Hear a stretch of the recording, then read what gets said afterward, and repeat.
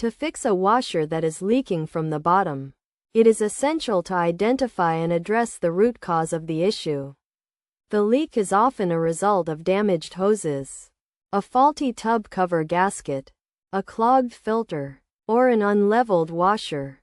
To resolve these problems, start by inspecting all the hoses, including the inlet hose, drain hose, and tub-to-pump hose, to ensure they are securely attached to the washer.